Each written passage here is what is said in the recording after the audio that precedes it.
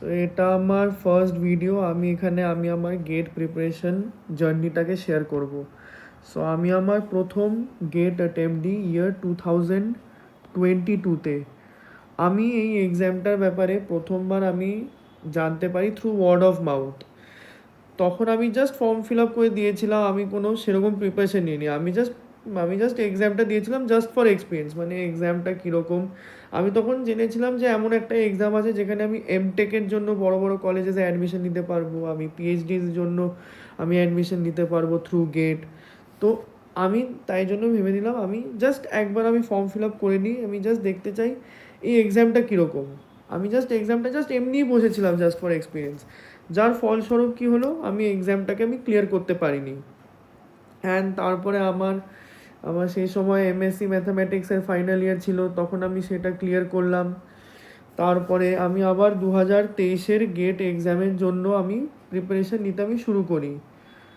তখন আমি সেই সময় আমি একটা লোকাল কোচিংয়ে তখন আমি সেই সময় ভর্তি হয়ে যাই নভেম্বর 2022-এ।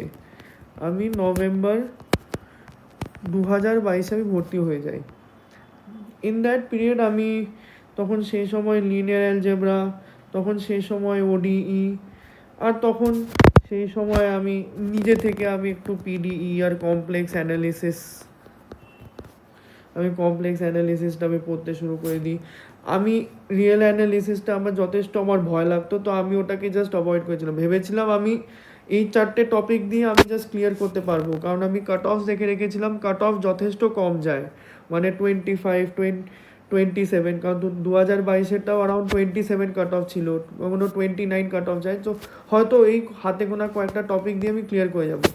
কিন্তু আমার প্রবলেমটা ছিল হচ্ছে আমি অন্য সাবজেক্টগুলোকে যেহেতু আমি আন্ডার এস্টিমেট করেছিলাম, যেহেতু আমি অন্য সাবজেক্টগুলোকে আমি গুরুত্ব দিইনি, যার ফলে আমি এই এক্সামটা আমি ক্লিয়ার করতে পারিনি। অবভিয়াসলি এতে আমার দোষ আছে। তো আমি ফেব্রুয়ারি 2023-এ, মানে একদম শেষের দিকে আমি কোচিংটাকে ছেড়ে দিই।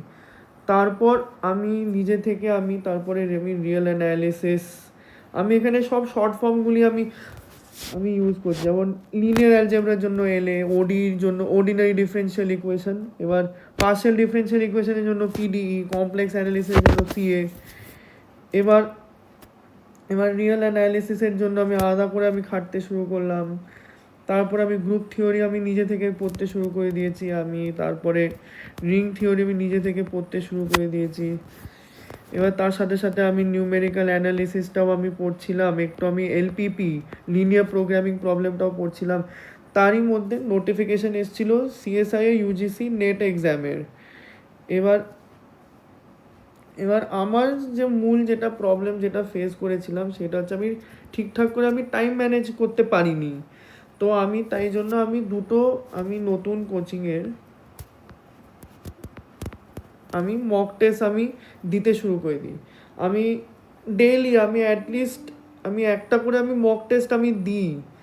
এবার মক টেস্ট দিতে রেগুলার মক টেস্ট দিতে এবারে সিএসআই ইউজিসি নেটের এক্সাম চলে এলো, বাট আনফর্চুনেটলি এটাও ক্লিয়ার হয়নি। এবার যার ফলে কি হয়েছে, সেই সময় আমি প্রচণ্ডভাবে ডিপ্রেসড হয়ে পড়েছিলাম, কারণ পরপর আমার এক্সাম ক্লিয়ার হচ্ছে না, এত এফর্ট দিচ্ছি পরপর এক্সাম ক্লিয়ার হচ্ছে না। যার ফলে কি হয়েছে, আমি অগাস্ট থেকে সেপ্টেম্বর 2023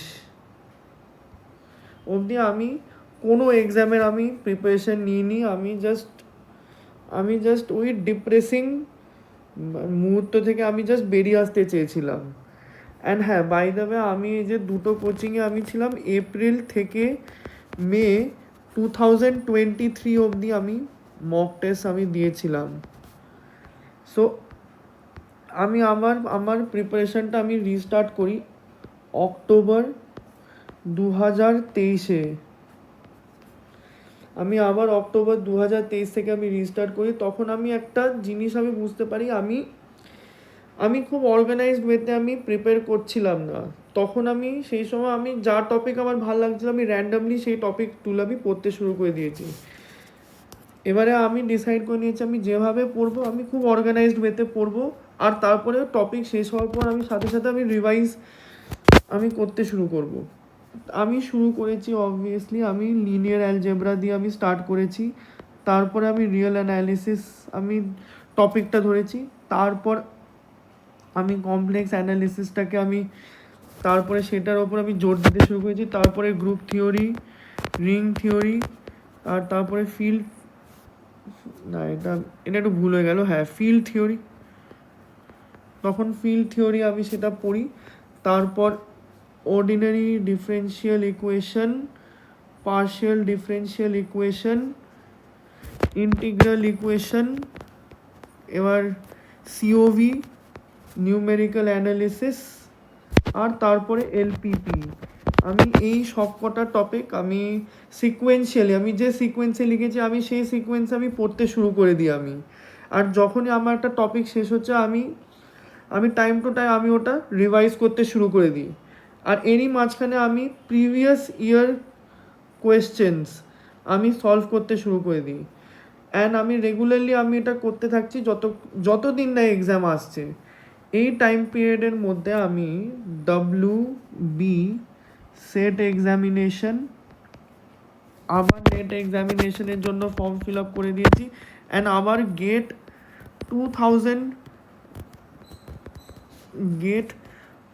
2024-এর জন্য আমি ফর্ম ফিল আপ করে ফেলেছি।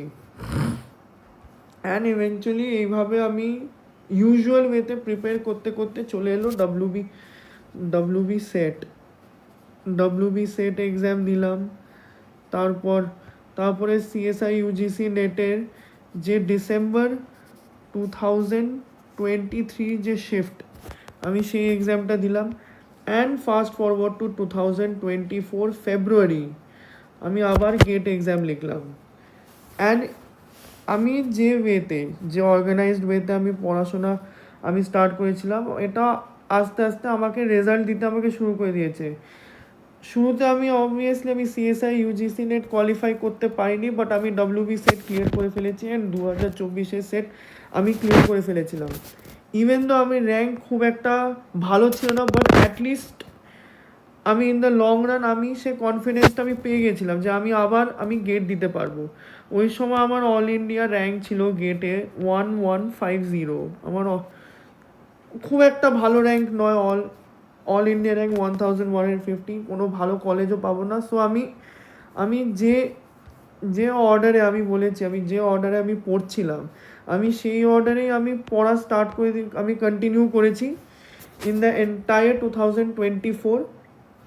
অ্যান্ড তার সাথে সাথে আমি পিওয়াইকিউজ আরও বেশি বেশি করে আমি সলভ করা আমি শুরু করে দিয়েছিলাম, যার ফলে কি হয়েছে, যখন বাই দ্য টাইম যখন 2025-এ যখন গেট এসছিল, তখন সেই সময় আমার প্রত্যেকটা আমি প্রিভিয়াস ইয়ার কোয়েশ্চেন কম করে আমার 30 বার আমার সলভ করা আমার হয়ে গেছে।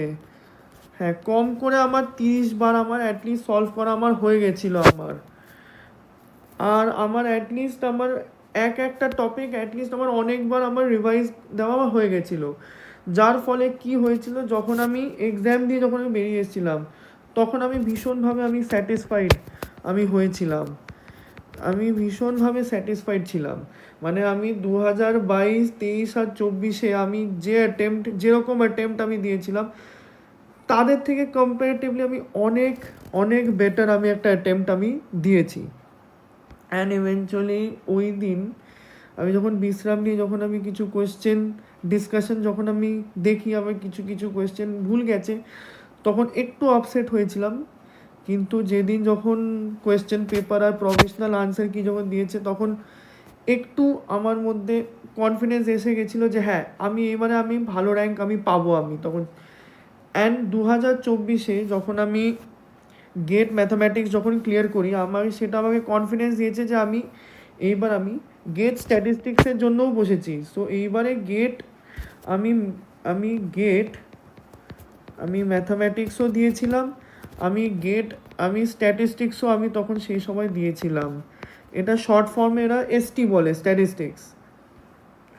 এবার ইভেনচুয়ালি আমি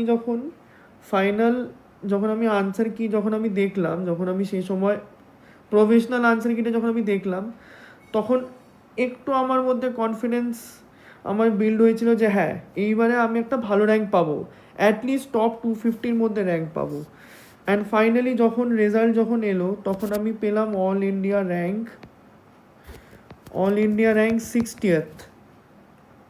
মানে আমি যে যে জিনিসটা আমি এক্সপেক্ট করেছিলাম আমি তার থেকে আমি বেশি র্যাঙ্ক পেয়ে গেছি, অনেক বেটার। অ্যান্ড এই প্রিপারেশন এবার আমি যে 2022 থেকে যে 2025 আমি যা এক্সাম দিয়েছিলাম, এবার এখান থেকে আমি যে যে জিনিসগুলি রিয়েলাইজ করেছি এবার সেটা হচ্ছে সেলফ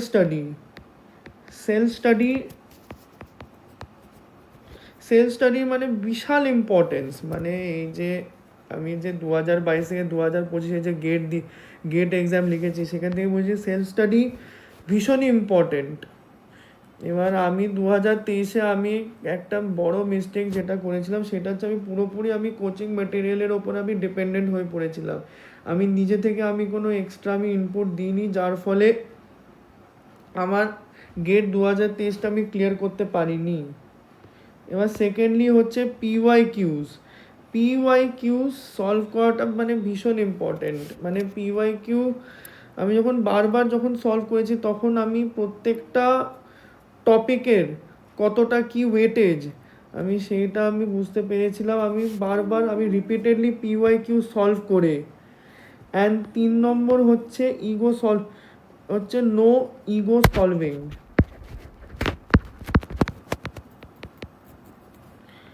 এবারে আমার মূল প্রবলেম হতো আমার প্রত্যেকটা প্রিভিয়াস অ্যাটেম্পটে যখনই আমি যে এক্সামগুলি ক্লিয়ার করিনি, আমার মেন প্রবলেমটা ছিল যে আমি যখন একটা আমি ধরতাম, আমি একটা কোয়েশ্চেন ধরতাম তখন আমি সেটা 5 মিনিট 10 মিনিট 15 মিনিট আমি টাইম দিচ্ছি কিন্তু সলভ হচ্ছে না। আমার মনের মধ্যে কনফিডেন্স আছে যে হ্যাঁ আমি এটাকে সলভ করে ফেলবো, কিন্তু তাও সেটা সলভ হচ্ছে না।